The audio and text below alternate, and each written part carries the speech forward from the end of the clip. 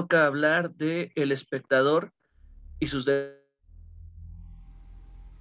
Se fue el sonido. Hay que entrar bien en contexto, ¿no? Todo esto tiene que ver con lo que se habló anteriormente. Ya vimos que hasta cierto punto el espectador es sujeto, ¿no? De a ciertas tendencias, ¿no?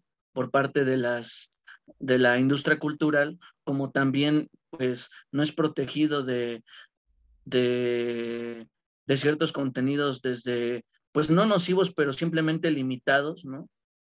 Y también, pues, todo esto viene de un problema ideológico, ¿no?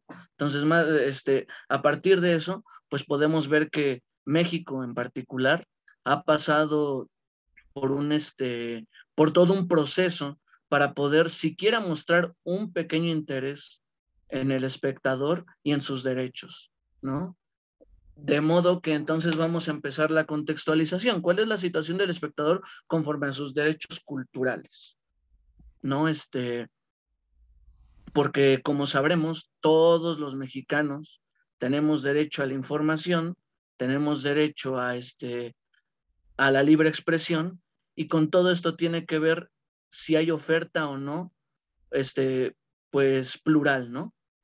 Ha, ha pasado inadvertido el diseñar políticas públicas que protejan y ofrezcan contenidos diversos. Como ahorita nos lo han dicho Neri y Rafael, a pesar de que se da aparentemente se permite desde el gobierno el poder crear contenido, el poder producir películas, ¿no? Pues eso no te garantiza una buena distribución, ¿no? Ni que el público sepa de lo que tú estás haciendo, ¿no? Este, también, los derechos se encuentran a merced del, de que el mercado se torne monopólico, ¿no? Este, a pesar de que el gobierno produce, ¿no? También, bueno, más bien el gobierno estimula la producción, lo que más se consume queda en manos de monopolios, ¿no? Privados, como es el caso de Televisa y la de TV Azteca. Ahora que se ha hecho este nuevo mundo, que se va a hacer aún más grande el monopolio con la unión de Televisa y Univisión, me parece.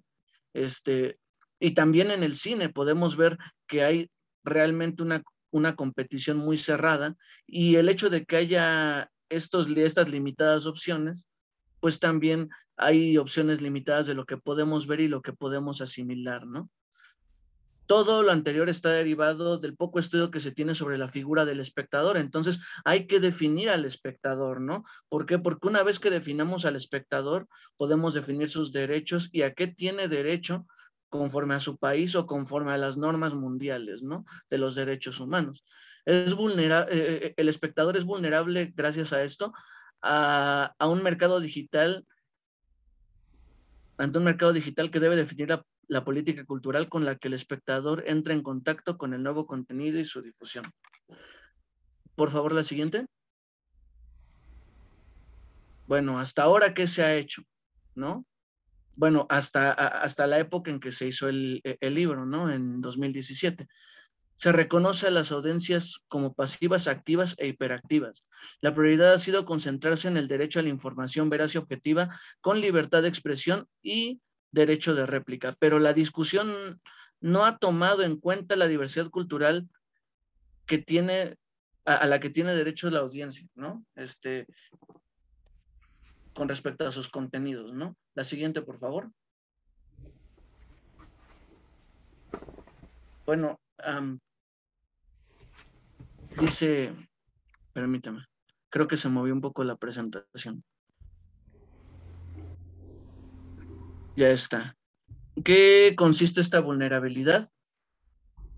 Productos como series, telenovelas y noticias presentan narrativas donde se desdibuja la línea que separa la realidad de la fantasía, con un claro inserto de percepciones particulares y sesgadas, que a pesar de ser parte bueno, que estos generan una agenda pública, ¿no? Este, hay que definir también agenda pública. La agenda pública es bueno, se cree que los medios, bueno, más bien se afirma que los medios son capaces de poner sobre la mesa los temas que la misma sociedad pasa de boca en boca, ¿no? Es decir, los temas vigentes, ¿no? Si los medios hasta cierto punto se hacen de la vista gorda sobre, por ejemplo, el tema de Ayotzinapa o sobre protestas sociales o sobre lo que se está pidiendo en las marchas, tanto de maestros como de los grupos feministas, pues simplemente esto no existe para la discusión, ¿no? Diaria, tanto de las personas como la que hay entre teóricos y entre los medios, ¿no?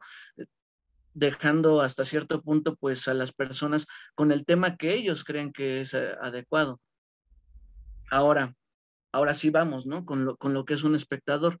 Un espectador es un ser sensible que, que tanto tiene elección como tiene la capacidad de hacer réplica de lo que está viendo, ya sea una réplica hacia el mismo medio, una réplica hacia, hacia algo que se le presenta en una sociedad como en una conversación, ¿no?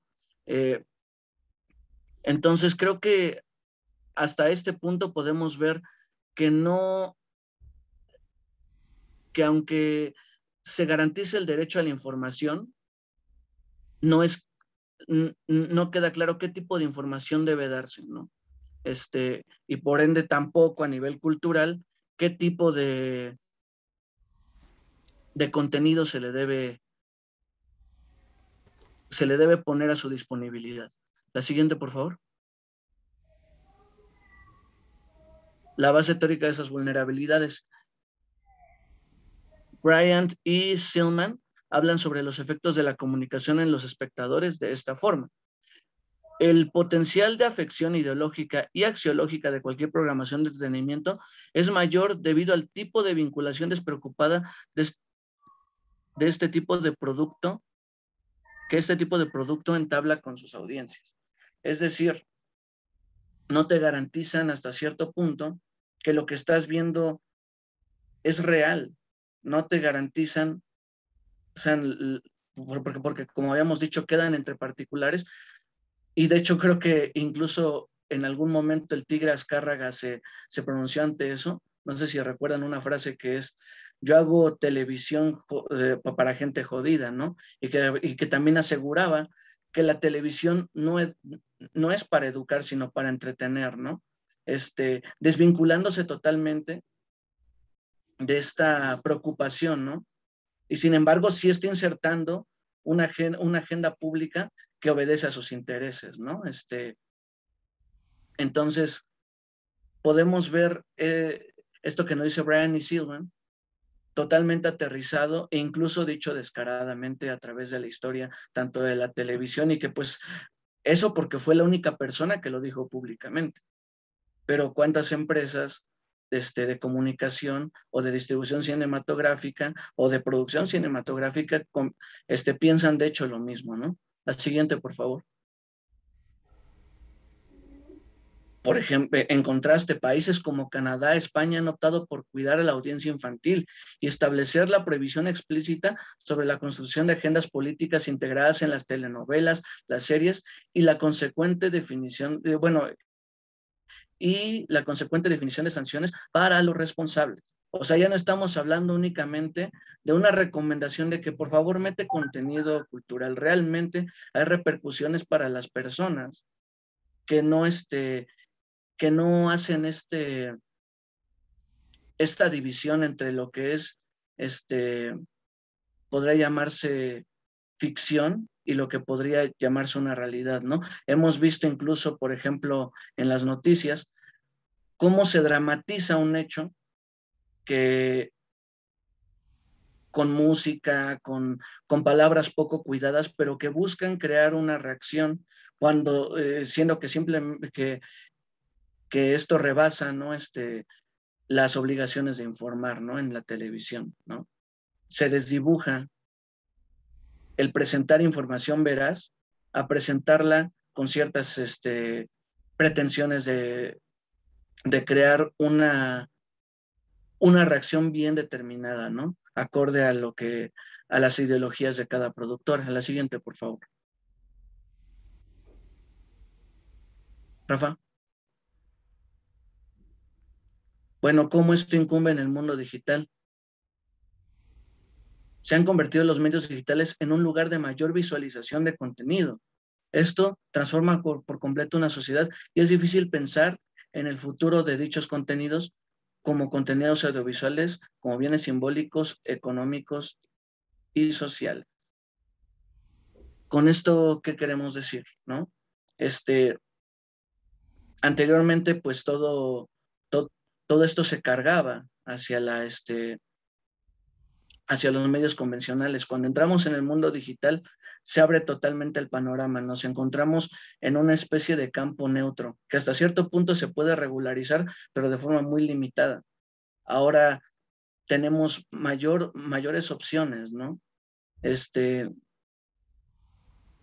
Y pues definir hasta dónde pueden llegar estos alcances, qué símbolos podemos ver circulando y cómo estos nos afectan, cómo la economía se ve afectada gracias a esto y cómo se recompone la sociedad, porque las tribus, por ejemplo, relacionándolo con lo que nos había puesto el profesor, las tribus urbanas que existían en 2007 no son las mismas que existen ahora. No, incluso hasta el lenguaje ha cambiado, ¿no? Entonces, todo esto puede hasta cierto punto causar más confusión a la hora de no saber qué elegir, o puede poner en discusión temas realmente importantes a la hora de ver contenido que nos abre las puertas a otras ideas, a otras expresiones culturales. Y es justamente para lo que hasta cierto punto muchos de nosotros pasamos de los medios de comunicación o del cine que podemos ver eh, en los medios comunes o en el cine, a verlo digitalmente. La siguiente, por favor. En la red existe contenido diverso, pero no pensado desde la reflexión de una esfera pública como un bien cultural, sino como un producto mercantil únicamente, ¿no? La base para un contenido con mayor diversidad cultural es definir lo que es productos de calidad, ¿no? ¿A qué vamos con esto? Lo que impera, como ya había dicho Rafa y Neri, es lo que vende. Incluso como ya nos lo explicaron, las mismas plataformas, con base a las estadísticas y a los views, ¿no? Tienen un algoritmo que nos recomienda, pero nos recomienda únicamente por eso, porque es consumido. Pero realmente, tanto los medios convencionales como los medios digitales o alternativos ponen en nuestra cara el expandir nuestras opciones. Hay hay medios de difusión de este contenido que puede venir de una comunidad vulnerable, ¿no? Puede venir hablándonos de un tema social que nos parece muy lejano. Eso es y bueno, y podemos ver hasta ahora con todas las recomendaciones de cine de la clase de la profesora, que sí hay cine que no se ha visibilizado, al que no se le da promoción, o bueno, hasta la época en la que hable el libro, todavía no había mucha promoción. Aquí hago un paréntesis. A partir de las reformas de 2018, se ha protegido más a la audiencia en los medios convencionales, llámese radio, llámese televisión, con contralorías, con vigilancia incluso de la misma sociedad, figuras nuevas dentro de la comunicación como los ombudsman, que aunque, bueno, más bien no son nuevas, pero ya se les da un marco regulatorio más pensado, ¿no? Y incluso constitucionalmente queda ya establecido el derecho a la comunicación y la libertad de expresión, que se nos garantice la conexión a Internet y las tecnologías, ¿no? Entonces, esto de lo que nos habla el libro ya está empezando a suceder, pero todavía nos falta una gran carrera, ¿no? Sobre todo la de la visibilización. Bueno, la siguiente, por favor. Ahora vamos a definir qué es calidad. La calidad tiene que ver con la equidad. Permitir que lo diverso se exprese de manera abierta, con igualdad de posibilidades, que se transmite y se exhibe el material audiovisual, ¿no?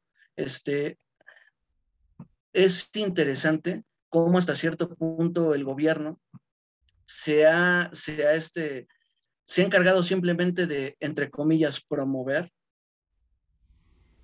pero el estímulo es bastante corto, ¿no? Se queda corto con lo que, tanto con las problemáticas que se pueden tocar en los productos culturales, como a quienes se les da. De hecho, hace unos trimestres, por el cuarto trimestre, se hizo una investigación con mis compañeros de equipo de ese tiempo, en el que nos dábamos cuenta que, por ejemplo, los términos para dar el estímulo fiscal, ¿no? Para una nueva película, los términos son bastante ambiguos. Digo, queda claro qué documentos tienes que entregar, queda claro con quién tienes que ir, pero el cómo definen ellos un proyecto de calidad queda un poco ambiguo, ¿no? Realmente las personas no terminan de entender por qué le rechazaron un proyecto. Por ende, no hay estímulo, no hay producción y pues obviamente por consecuencia no hay distribución, ¿no? Y aún así, como podemos ver también en los cines, la distribución está muy acotada a ciertos nichos, ¿no? Del cine mexicano en este caso. El cine mexicano, ya no hablemos el mainstream como No Manches Frida y eso, sino como el cine que nos han estado recomendando en este trimestre, ¿no? O son material de archivo, o solo se ve en ciertos nichos o en ciertas exposiciones.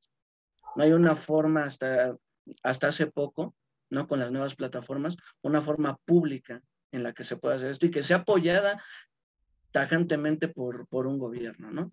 Bueno, el siguiente punto. Nos concentramos a partir de aquí en esas problemáticas en el ámbito del cine. El problema es que si solo se toman estos tópicos en lo que se refiere a la audiencia, se hace a un lado la transformación de la misma, afectando así la relación de los productores, espectadores y oferta convergente, ¿no? ¿A qué voy? Nunca tenemos la opción de ¿cómo se puede decir? De transformar nuestros gustos. De algún modo, digo, nosotros como universitarios tenemos acceso a estas obras, pero la mayoría de los mexicanos, por su posibilidad económica o por su rutina, por los ámbitos que se mueve, están totalmente ocupados sin poder, pues hasta cierto punto, buscar una oferta mejor, tanto en cine como en medios, ¿no? Pero eso sí, hay un sinfín de publicidad, de cosas bien específicas, ¿no? Como son estas películas hollywoodenses o como son este cine mexicano que puede ser calificado como chafa y que lamentablemente nos representa más que el cine que realmente vale la pena, ¿no? De este modo, pues, ¿cuál es la relación entre productores, espectadores y oferta convergente, ¿no? Bueno, pues las productoras, como ya se habló, tienen un interés mínimamente comercial, los espectadores se ven truncados y la oferta convergente es que en un mismo paquete de, de que se pinta como muy diverso, como son estos paquetes de las de los proveedores de internet que te ponen Netflix, Claro Video, todo eso, pues aparentemente te dan muchas opciones, pero estas opciones realmente no, no terminan de salir del mismo tipo de contenido, ¿no? Aparentemente es una oferta convergente, pero no llega realmente a hacer una distribución equitativa de material, ¿no? La siguiente, por favor. García Canclini, que es al que vemos, dice, no es un problema peculiar de los productores, ni de los contenidos de las audiencias, sino de las articulaciones que se establecen entre ellos. Como habíamos dicho, el gran articulador de esto, en principio, ¿no? Es la ley, son las políticas que se hacen, ¿no? Si no tenemos políticas que realmente no solo recomienden que se sea plural, sino que realmente garantice la pluralidad de apoyos, de distribución de material, de temas que entran en la agenda pública, pues simplemente lo demás tampoco va a entrar en eso, ¿no? Los productores no van a tener ese interés, ¿no? Y pues obviamente las audiencias no van a saber que existen esos productos. La siguiente, por favor. Ahora, entrando en materia legal, existen 4 tipos de, bueno, ahora para esto. Entonces, ¿cómo podemos saber cuáles son nuestros derechos, no? Pues definiendo lo que es ciudadanía, ¿no? Como ciudadanos tenemos diferentes tipos de derechos, ¿no? Entre ellos, pues el derecho a la comunicación y la información. Ahora, Marshall dice que hay 3 tipos de ciudadanía: la ciudadanía civil, la política y la social, y Giddens aportó una 4ª, que es la económica. Para ser un ciudadano, según Marshall, se debe estar enmarcado dentro de un estado de bienestar liberal democrático que debe garantizarle todos sus derechos, al que debe garantizarle todos sus derechos para concebirse capaz de participar y disfrutar de la vida común. Esto, ¿qué nos quiere decir? Que como ciudadanos, ¿no?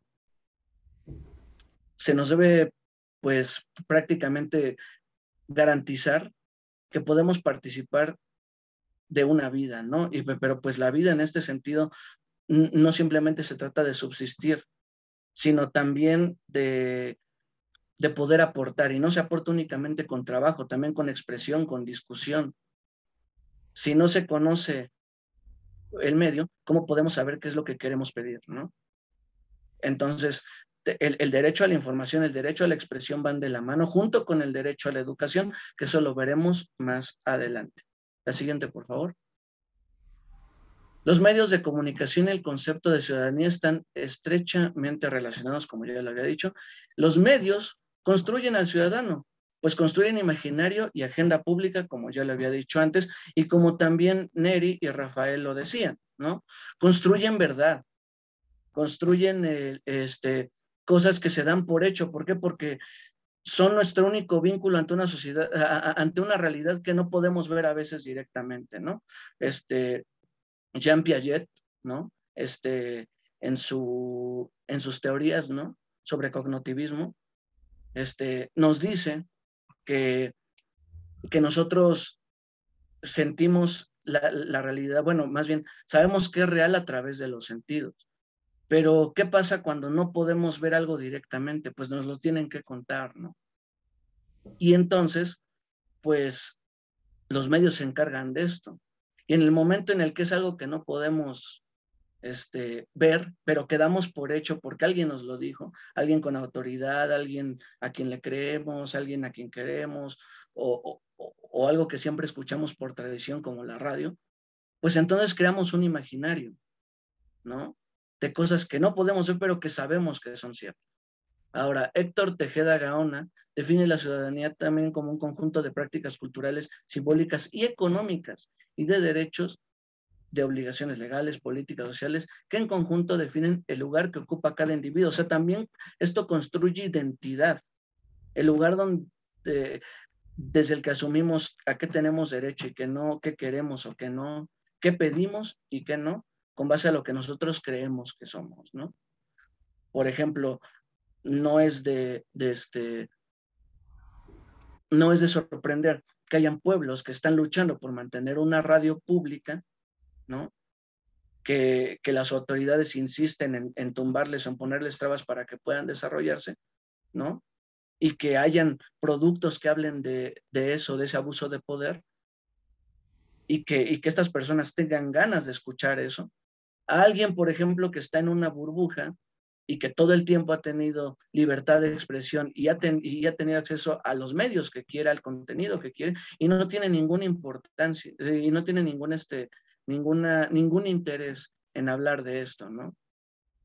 Todo esto está relacionado a lo que pides y lo que das con lo que tú crees que eres, ¿no? Debido a la jerarquía social, no se puede pedir que se produzca y distribuya contenido de interés, además de una gran brecha burocrática la sociedad está configurada de tal modo que, que no podemos pedir directamente, por ejemplo, a Televisa que ponga cierto documental, ¿no? Hay muchas trabas, hay una gran brecha, ¿no? Como nos dice aquí. En primera, desde cómo se manejan, a cómo podemos llegar a los progresos, incluso en gobierno, ¿no?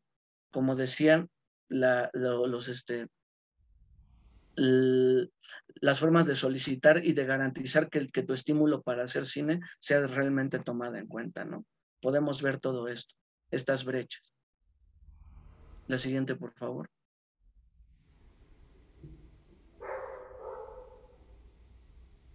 ¿Qué se necesita para que se dé lugar al derecho a las audiencias? Reconocer que la audiencia tiene derecho a la información y contenido de calidad en un concepto más amplio.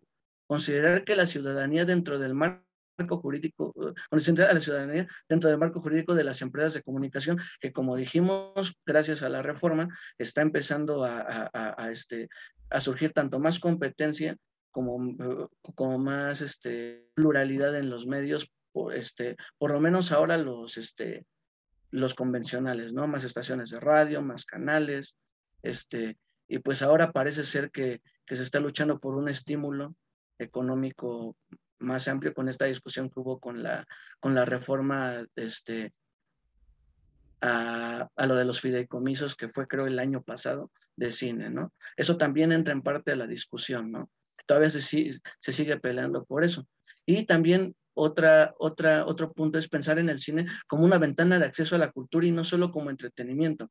Y por lo tanto deberá entrar en el marco regulatorio donde las audiencias tengan más injerencia en pedir contenido no solo que les guste, sino que lo represente y transforme su entorno. Como nos acaban de explicar, el gusto tiene mucho que ver en lo que se pide, pero pues obviamente solo está remitido al gusto si no sabes todo el abanico de posibilidades que hay. Se tiene que, que garantizar que también te pueden, te pueden interesar otras cosas si te son presentadas, ¿no? Que te representen y que hasta cierto punto también no solo transformen tu entorno, sino la forma en que ves el mundo y lo que te interesa del mundo. La siguiente, por favor. Bueno, en el Encuentro Nacional por la Diversidad y Calidad de los Medios de Comunicación en 2011 se dieron ciertos puntos, ¿no? Se discutieron ciertos puntos, que son el acceso a la pluralidad y a las frecuencias de espectro radioeléctrico, veracidad contra el engaño y la manipulación derivada de un ejercicio transparente en la construcción de discursos mediáticos, tanto periodísticos como ficcionales. La producción independiente que desarrolla enfoques plurales, reducción de márgenes de discrecionalidad que entregan permisos, licencias, concesiones, entre otros, simplificación administrativa, transparencia en los procesos de otorgamiento y permisos, licencias y concesiones, etcétera. Contralorías ciudadanas para la vigilancia de la aplicación de la legislación, fortalecimiento de las responsabilidades de los servidores públicos ante acciones y omisiones referentes a los medios de comunicación y creación del ombudsman en la comunicación. La siguiente, por favor. Con estas bases se establecen los siguientes derechos a las audiencias. Contar con una amplia gama de opciones y canales comunicativos que tiendan a expresar la diversidad social, política y cultural y nacional y de otros países. Tener acceso a la información de interés público que sea veraz, clara y oportuna. Participar en los procesos de producción de información de interés público en el ejercicio de su derecho a comunicar. Tener acceso pleno y expedito al derecho de réplica y que esté garantizado y reglamentado claramente en la legislación. Ese es un punto importante porque hay muchas leyes que aunque se tiene el artículo, no es explícito en cómo se va a desarrollar la aplicación, ¿no? No hay institución a la cual ir a veces, no, no hay un procedimiento, ¿no? Y se puede quedar así por años. Puede haberse aprobado una ley y ser un fenómeno mediático el hecho de que se aprobó, pero a veces se puede quedar por años sin regular. Entonces, cuando tú vas a hacer válido tu derecho, resulta que no hay forma, ¿no? Contar con derechos, con recursos educativos necesarios para aprovechar de manera óptima las distintas manifestaciones culturales transmitidas por los medios de comunicación, ser representadas dignamente en formatos mediáticos factuales, ficcionales, sin importar su nacionalidad, condición de clase, edad, género, etnia, discapacidad, preferencia sexual o definición ideológica. Tener acceso a la crítica cultural en diversos formatos y géneros mediáticos.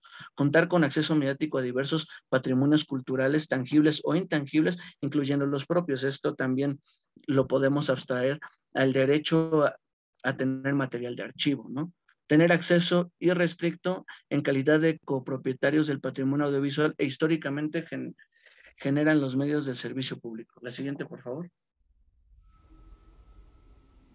No ser inducidas por publicidad engañosa y contratar servicios o comprar productos. CB Directo, por ejemplo, los productos Milagro, todavía existen y todavía siguen haciendo fraudes, ¿no?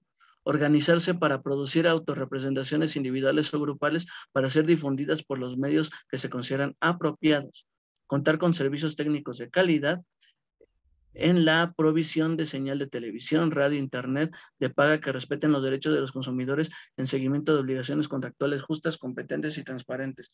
Por ejemplo, ¿alguna vez les ha pasado que les dicen, en esta compañía de teléfonos tenemos 530 megas? Sí, pero no te dicen qué tipo de conexiones tienen, ¿no? ¿Qué tipo? Dicen, hay fibra óptica, sí, pero no te dicen en qué lugar, no te dicen si es fibra óptica híbrida o es fibra óptica total, no te dicen a partir de qué precio. Esas son algunas violaciones que son interesantes, pero que como no las sabemos, no sabemos que hasta cierto punto la ley puede protegernos a eso, gracias a la reforma que hubo en 2018, pues no reclamamos, ¿no? Y eso es importante porque están atentando contra tu derecho a la comunicación y también están afectando a los distribuidores de contenido cultural. Contar con un marco regulatorio en materia de medios de comunicación que garantice el pleno ejercicio de la libertad de expresión y acceso democrático y plural a los medios y a las distintas modalidades de comunicación social que las tecnologías permiten, lo que estábamos diciendo. Entonces, incluso el hecho de que se les vaya el Internet por alguna falla o por algún descuido de su proveedor, está atentando contra su libertad de expresión y contra su derecho a la información. La siguiente, por favor. El acceso a las obras cinematográficas como bien público. En materia legal, la cinematografía ha tenido legislación enfocada a conciliar los diferentes sectores que conforman la industria. O sea, vamos a poner así, en cómo se organizan dentro de la industria, ¿no? En cómo se dan las conexiones, en cómo se dan las condiciones de filmación, etcétera, pero no se le da participación a la ciudadanía y ha sido así durante tanto tiempo que la misma ciudadanía ya no muestra interés, ¿no? Realmente pensamos que esto únicamente se trata de los que se van a dedicar a eso, pero realmente también se tiene derecho a cuestionar estos mecanismos por los cuales se produce y se distribuye cine en México y cuál es la participación del gobierno. La siguiente, por favor. Ahora vamos a lo de la educación. La educación y la cultura están estrechamente relacionados. El gobierno y sus instituciones deberían articular una sinergia entre la educación y cultura, no solo como promotor, como les había dicho. También se debe garantizar que hasta cierto punto los niños sean conscientes de qué es lo que tienen en las manos a la hora de ir a un evento cultural, de lo que están viendo, ¿no? A veces se llega a eso por educación artística o a veces también, bueno, normalmente en los primeros niveles es por educación artística. Posteriormente uno ya puede elegir cierto tipo de escuelas de arte y eso, pero igual no es un bien común. De hecho, con excepción a lo mejor de una escuela a la que fui, que es CEDART, he escuchado de muy poca oferta pública que nos sensibilice al arte, ¿no? Y eso tiene que ver con esto. De esto depende que hayan espectadores formados en observar e informarse acerca de las diversas expresiones culturales. Clifford Geertz dice, Para vivir en un collage, uno debe, en primer lugar, verse a sí mismo como capaz de clasificar sus elementos y de determinar qué son, lo que habitualmente implica determinar de dónde proceden y cuál es su valor. No puedes apreciar lo que no conoces. ¿Quieres entrar al mundo del cine? Pues tienes que ver cine, como nos lo habían dicho nuestros profesores al inicio de este trimestre. La siguiente, por favor. En México no existe una independencia entre las políticas culturales y las políticas de comunicación y telecomunicación. En otros países como Francia, donde el presupuesto a la cultura ha pasado de ser orientado solo a la conservación de monumentos y ahora se ha disminuido ahí y se ha enfocado en la producción audiovisual también. ¿A qué vamos con esto? Las políticas culturales y las políticas de comunicación y telecomunicaciones tienen que pasar por una relación transversal, ¿no? Unas tienen que ver con otras. Si de algún modo no, no existe esta relación y se ve como temas aparte, ¿no? Las personas que pueden saber hasta cierto punto de dónde se necesitan estas políticas se ven limitadas por la misma jerarquía, ¿no? Es que este no es tu campo, es que este no es tu... Podemos decir que, ¿por qué no nos consultan a los de comunicación social a la hora de hacer estas políticas y solo se queda en una cámara, ¿no? Eso es lo interesante. Tal vez así podrá haber una mejor visión de cómo, a dónde orientar el presupuesto, qué cosas se deben conservar, qué cosas no. De eso es de lo que habla esto que acabo de decir. Lo siguiente, por favor. Tendencia internacional es que los países basen su política audiovisual en, bueno, si ya nos vamos a la tendencia internacional, los países han basado sus políticas audiovisuales en la observación del desarrollo tecnológico y en las prácticas culturales de la población y fomento industrial, vistos por separado. Esto lleva a que las políticas culturales solo sean pensadas en términos de mercado y esto es desventajoso, pues en las estadísticas no se ven reflejadas las prácticas informales y estratos sociales más bajos, ¿no? Obviamente, si a un lugar no llega la tecnología, pues qué intereses pueden filtrarse desde esos lugares o también cómo pueden estos lugares marginados expresar sus intereses, ¿no? No se ven representados en los productos, no se ven representados en las políticas, no son tomados en cuenta, ¿no? Hasta hace poco a las comunidades afromexicanas se les reconoció constitucionalmente como mexicanos porque antes, al ponerse en duda eso, hasta podían quitarles las tierras. No imaginemos sus derechos culturales. La siguiente, por favor. Tomando en cuenta lo anterior, podemos decir que el cine y otros contenidos audiovisuales no circulan en todos los estratos sociales. Se crea una brecha cultural y surgen prácticas informales como la piratería y no existen políticas regulatorias que los diferencien de la reproducción sin fines de lucro. Aquí ya vamos al tema tecnológico, ¿no? El cine y los derechos culturales en el ámbito digital, ¿no? Podemos ver que hay productos muy caros o muy difíciles de adquirir por los medios habituales y legales. ¿Quién de nosotros no se ha bajado una película pirata? No solo por falta de dinero, sino porque es más fácil de conseguir.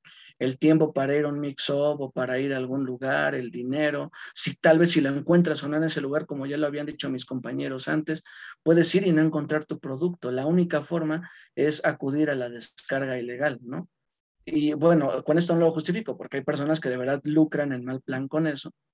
Pues realmente es la única forma en que muchos estratos sociales pueden tener derecho a eso, ¿no? Y también, digo, no hablando de piratería, pero también, como se decía antes, ¿no? Las radios piratas, ¿no? Que realmente son radios comunitarias que no están reguladas porque no tienen esas facilidades, ¿no? Ese es otro tipo de práctica derivada de este sesgo. La siguiente, por favor. Las políticas culturales entonces deben garantizar la distribución de las obras cinematográficas como un bien público y asegurarse de que la población tenga acceso a la información para poder tener toda una gama de productos entre los cuales escoger. Estas políticas ponen al Estado como una red que se vale de instrumentos legales e institucionales para la distribución equitativa del material fílmico entre la población. Aquí estamos hablando de lo que debería ser, ¿no? Con esto se busca resolver dos puntos: lograr una mayor difusión de todo el cine nacional y garantizar su comportamiento equitativo en el mercado interno y su comercialización en el exterior. De esto estamos, ya nos había planteado Rafael y Neri las problemáticas, estas son la solución, ¿no? O más bien lo que se recomienda desde el campo teórico y desde el campo legal. Lo siguiente, por favor. Otro aspecto es que el contenido nacional no solo debe ser distribuido por canales públicos, pues los contenidos internacionales tienen una mayor distribución gracias a la globalización del cine en manos privadas. Lastimeramente, mucha diversidad que viene del extranjero, pues viene de estas plataformas que hasta cierto punto, pues también tienen una oferta limitada, ¿no? No hay más. Hasta hace poco, como dije, salió Cine Latino, salieron otras plataformas, pero hasta antes esto, bueno, hasta un poco antes, todo esto quedaba en HBO, por ejemplo, ¿no? Debe haber una consolidación equilibrada para la evaluación de las audiencias mundializadas. La tecnología es un punto clave para encontrar mejores maneras de distribución equitativa, ya lo dijimos, las plataformas. Ojalá hayan más o creemos una nosotros. La siguiente, por favor. Hay tres restricciones a las que se enfrentan los mecanismos de apoyo de la industria cinematográfica nacional y son las restricciones legales, ¿no? Definitivamente tienes que acudir tanto a formas que no violen la ley, ¿no? Así como pues fomentar el intercambio, ¿no? Lastimeramente no podemos cerrar nuestras fronteras sin privar a nosotros también del contenido y de la comunicación con el entorno, ¿no? Restricción política, fuertes grupos fácticos. Hay una discusión enorme entre dar estos derechos o no. Incluso, como decimos, ¿no? La ley Televisa y todo esto que surgió en 2007, fue un movimiento que hasta cierto punto sería muy necio pensar que no fue por grupos fácticos que querían únicamente tener sus intereses personales en la agenda pública, ¿no? Y la restricción económica, pues la escasez de recursos presupuestales, como los recortes que ha estado teniendo la administración actual. Las siguientes, por favor. Debe surgir un nuevo concepto de cinematografía pública que promueva la cinematografía de riesgo y la comercial de forma equilibrada, ¿no? Esto se podrá lograr a través de una política educativa que tome en cuenta dar los conocimientos que permitan a la población mostrar interés en ambos tipos de cinematografía. Sin ese vínculo con la educación es posible implementar una política de cinematografía pública. ¿Por qué? Porque aunque tú le pongas la oferta, las personas no van a ser capaces de apreciarla o de sentirse seguros, o ni siquiera van a voltear a ver la publicidad que haces. La siguiente, por favor. Otros aspectos antagónicos en esta implementación de políticas cinematográficas públicas es la amenaza de los monopolios. Para combatir lo anterior se debe apoyar la oferta y difusión de medios alternativos de producción y distribución cinematográfica. Creo que ya lo hablamos, pero se queda aquí estipulado. La siguiente. Ahora, por último, la gran, bueno, pues no revelación, pero una de las grandes acciones para esto es el servicio universal. Hace una nueva consideración del acceso.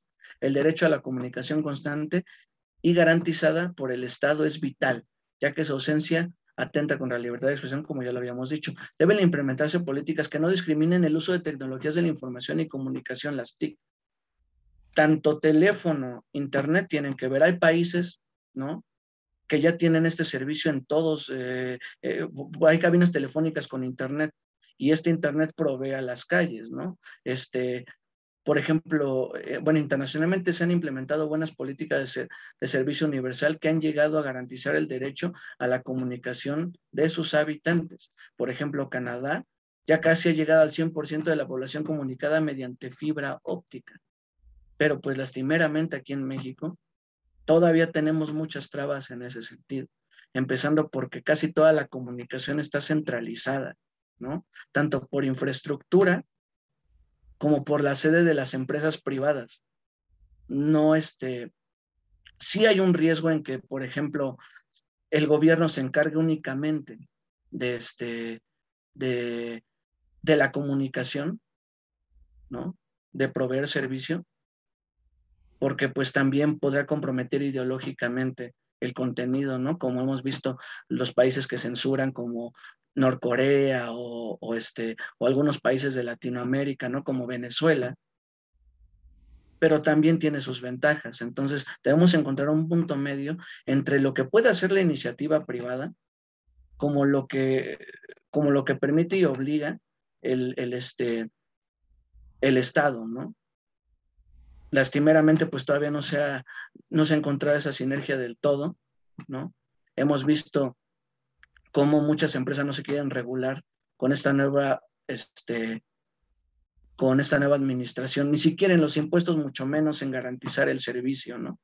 Entonces, pues ese es el panorama actual y pues sigue la siguiente diapositiva con mi compañero Elvira.